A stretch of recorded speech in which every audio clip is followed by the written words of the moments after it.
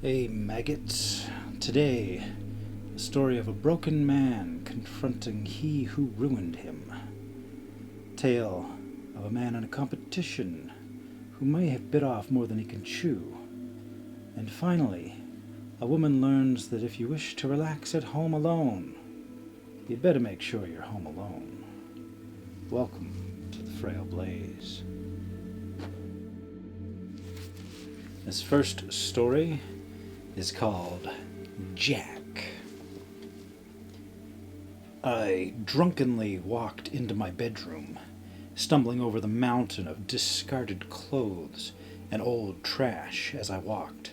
My necktie hung loosely around my neck and down the front of my untucked button-up.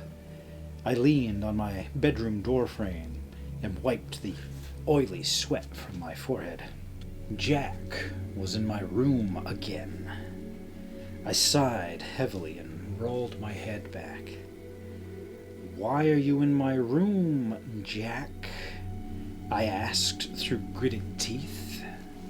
He didn't reply. "You pain in the ass," I hissed as I walked towards him. He was on my bed, lying on his side. I raised my right hand over my left shoulder with every intention to smack him across the room. But I hesitated before I swiped my hand down. He looked so harmless, so small. How could something so small cause me so much pain? I screwed my eyes shut, clenched my hand into a fist, letting it fall limply to my side. "I hate you, you little monster." Still, he didn't reply. "You're the reason Mary divorced me. You know that?" I growled. "You ruined my life." I hated how Jack made me feel. I hated everything about him, but I just couldn't bring myself to get rid of him. Why couldn't I get rid of him? Why was I keeping this little thing around? "You ruined my life," I said again, louder this time. Jack, as always, didn't say a word. "Don't you have anything to say for yourself?" I bellowed. He stayed absolutely silent. I hid my face in my hands and drunkenly started to cry. "I wish I'd never met you. I lost everything because of you," I sobbed. "You ruined my life," I said through my tears. "You ruined my life," I said louder. "You ruined my fucking life," I screamed. I lifted Jack from the bed by his neck and I threw him across the room. The bottle of whiskey shattered into a million pieces.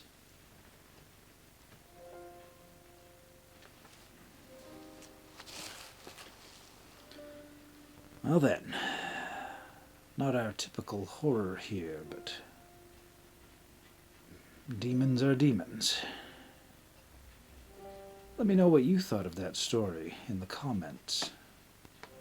Oh, and subscribe already.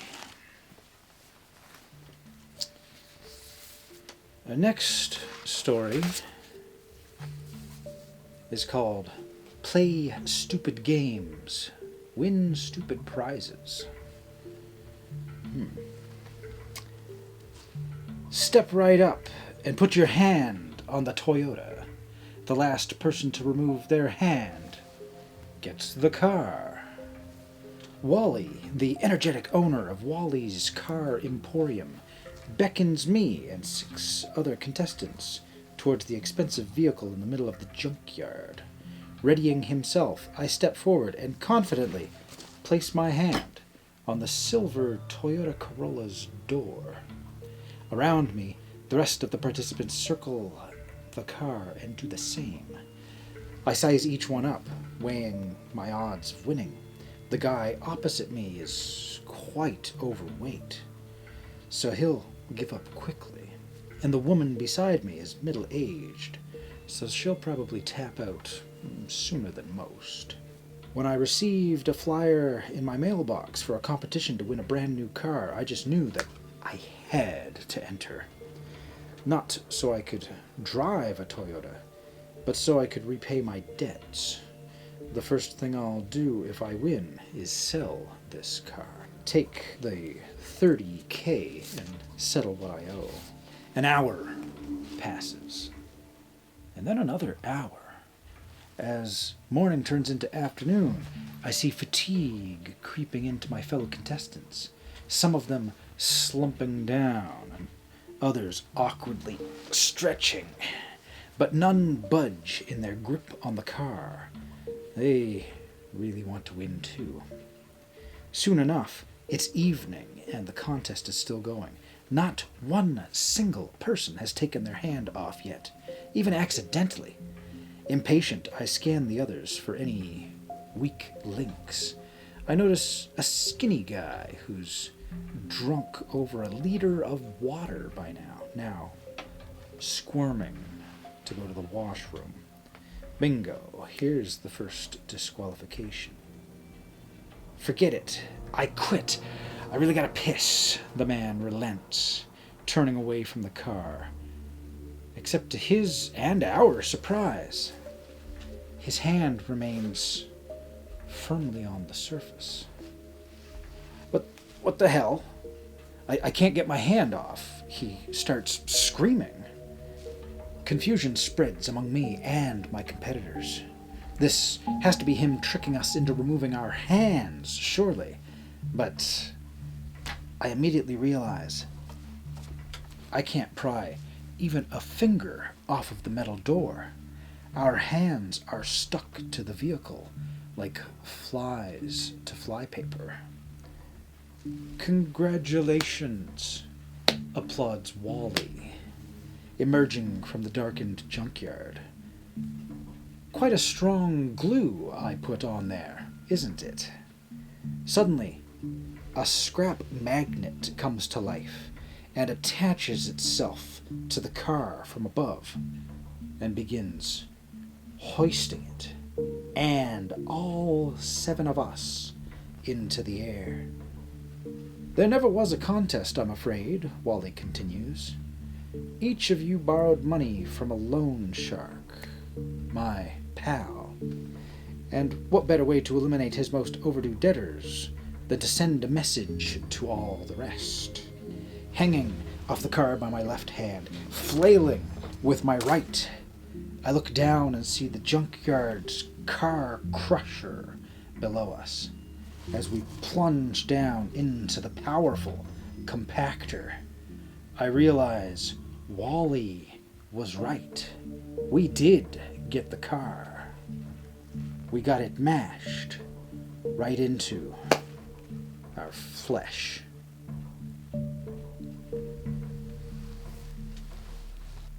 Not the direction I thought that was going from the beginning. Short but sweet, convoluted but memorable way to get rid of someone. What did you think of that one? Kind of at a loss for words for it. Impressive. Our third story is called If You Meditate by Yourself, Never Close Your Eyes. When I left the office on a cold, sunny Friday in February, I never could have imagined what awaited me at home. I put on my coat, threw my purse over my shoulder, and approached the exit, saying bye to my colleagues on the way out. My heels clicked on the fake hardwood floors as I left, but I was stopped as I reached the door. "Oh, you heading out, Sophie?" a familiar, tentative voice said. I gently groaned. Yeah, it's 5 p.m., I said flatly, looking at my watch. I looked over at the timid figure who represented my final barrier to weekend freedom. Jim meant well, but he clearly had a crush on me, despite being 20 years my senior. He was infamous among the women at the office for having a wandering stare that just bordered the other side of inappropriate. But overall, we saw him as harmless. He now stood before me, awkwardly scratching the back of his neck and wincing at his own words. Could I grab us, or you, a drink with me? He choked out, barely hanging on. No thanks, Jim. See you Monday. I hurried off. He'd had this exact same exchange with me a dozen times before, and I had no reservations about brushing him off. He'd flirted with some of the other women, but was more persistent with me. I let out a sigh of relief as I exited the building. As always, I took a side street because it was quieter and bordered the woods. I loved the smell of the trees and the sounds of the forest as I walked along. I had just started thinking about what to have for dinner when I heard a twig snap about 15 feet into the tree line. I stopped abruptly, squinting into the woods. There wasn't much light during February afternoons, and I struggled to see anything as I looked between the tree trunks. The forest was still, as if I had caught it red-handed. Hello?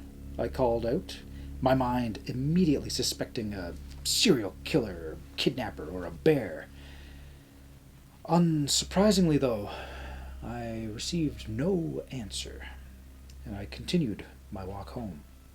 I reached my front porch and slipped my key into the door. As I turned it, I felt absolutely no resistance. Holy shit, did I leave the door unlocked? I do that all the time, I suppose, and I thought nothing of it, except for maybe that I'd make a terrible mother. I walked inside, threw off my outside clothes, and slipped into the rattiest, oversized black t-shirt that I could find. It was a relic from high school that had stood the test of time. I walked into the bathroom, leaving the door open behind me, and started washing my face. Thump. I froze. I was using face cleanser, and if I opened my eyes, it would hurt like a bitch. I panicked and fumbled around, arms outstretched, looking for the door. Fuck, I thought. Just before I finally reached it, I felt an unfamiliar fabric graze my fingers. Was that my towel? I slammed the door shut, exhaled, and quickly rinsed off my face. There was no towel hanging from the door. I did a quick sweep of the house and unsurprisingly found nothing notable. The noise was probably just the house settling into place. What does that ever even mean? I was starving and immediately pushed my concerns away so I could start chopping onions. They always push their concerns away. As I reached for my go-to cutting knife, I noticed it was missing. I checked the sink and the dishwasher, both of which yielded no results. I'll figure it out after dinner, I thought. While cutting the onions, I managed to stop only twice to cry. While I was waiting for the water to boil, I decided to listen to a quick meditation. I slipped my earphones in. I sat cross-legged in the middle of my living room, ready to take in a guided meditation. I saw an email notification from YouTube advising one called Guided Meditation for Relaxing by Yourself at Home. I had unsubscribed from YouTube marketing emails, but this one got through. It seemed legit. I clicked on the video, which had literally 0 views. I'd never seen this channel, which also had 0 subscribers. But I decided that I'd give it a chance. I closed my eyes and absorbed myself into the meditation. A somewhat familiar male voice came on, but I didn't pursue the association. and get nice and comfortable as you focus only on my voice and your breath. In deeply. Out. For just a little longer than you breathed in.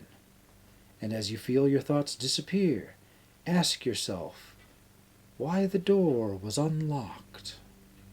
My eyes shot open. What the fuck? I shouted aloud, looking around the living room. There's no way I heard that right. I closed all the curtains, flipped the lights on, locked the doors and windows, and checked on my pot of water before going back into the living room. Tentatively, I picked up my phone and looked at the video. The channel had a blank description and had only posted one video. My heart pounded. I went back and I listened again. Really feel each part of your body. Observe and scan your body for sensation, your toes, ankles, knees. The video droned on, completely normal. I was thoroughly confused. Obviously, I needed to take more paid time off. I went to the kitchen, poured myself a healthy serving of wine, and returned to my meditation. This woman does not see red flags. Moving up to your hands, ask yourself when you last paid attention to your hands. Rub your thumb against your index finger, then your middle finger, ring finger, then your pinky. And ask yourself, how would you get on if I cut each of those fingers off? For the second time, I opened my eyes wildly and threw myself to my feet. I checked the video. This is either some fucked up genre, or my thoughts were interrupted by a sinking realization. The channel icon was surrounded in red, meaning the meditation I was watching was a live stream. With shaking fingers, I put an earphone back in, completely terrorized at this point. And as this meditation comes to a close, reflect on past relationships. Is there someone in your life you're neglecting? Are you being an ungrateful fucking bitch who can't see that what she needs is right in front of her? My whole body started trembling as my vision swam and the lights shut off. Thump, thump, thump, thump. I screamed as footsteps closed in on me. The intruder was in the room with me, brandishing my knife. I threw myself to the left to avoid his path. As he turned towards me, I scrambled to my feet and ran into the kitchen, looking around for something, anything at all, as I heard him clamber towards the kitchen entrance. You were everything to me, Jim screamed in a horrifying voice. If you just looked and seen what we could have had, I wouldn't have had to do this. Why do I always do this? He yelled, the final sentence coming out in a quiet, strained voice, and more as a question to himself. As he emerged from the darkness of the living room into the kitchen light, I used the only weapon that I had. What are you... He let out before I doused him in the boiling water. He let out an agonized scream as the steaming liquid struck him in the face, which he clutched at in despair. As he laid on the floor, I ran upstairs, clutching my phone and frantically dialing 911.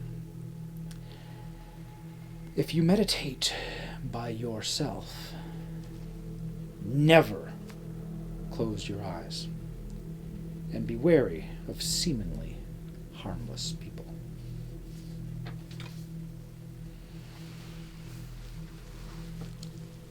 A terrifying situation. I have a great deal to say as to how much she could have avoided or seen this coming, but the situation itself, someone being in the house while you think you can just relax, is terrifying. But let me know what you thought in the comments below. And also let me know if you know of any other stories that you'd like for me to read. Finally, though, I'm rid of you, and you can be free of me. I do hope that you'll join me again in the future for more Frail Blaze tales.